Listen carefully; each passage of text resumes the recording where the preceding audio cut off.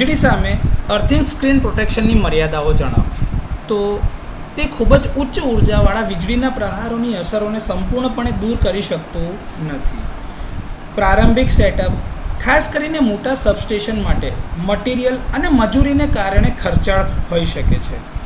સમય જતાં કાટ અને જમીનના અવરોધમાં ફેરફારની અસરકારકતા દેખાય છે, જેના કારણે અર્થિંગ સ્ક્રીન પ્રોટેક્શનની અસરકારકતા ઓછી થાય છે, જેના માટે નિયમિત નિરીક્ષણ અને જાળવણીની એટલે કે મેન્ટેનન્સની જરૂરિયાત રહે છે.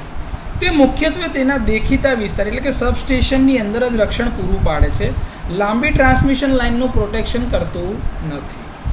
યોગ્ય ઇન્સ્ટોલેશન માટે અર્થિંગ મેશ ફેલાવવા અને અસરકારક ગ્રાઉન્ડિંગ સુનિશ્ચિત કરવા માટે વિશાળ વિસ્તારની જરૂર પડે છે. કાર્યક્ષમતા એ જમીનની પ્રતિકારકતા દ્વારા ભારે પ્રભાવિત થાય છે. ઉચ્ચ પ્રતિરોધકતાવાળી જમીન કામગીરીની અસરકારકતાને ઘટાડે છે.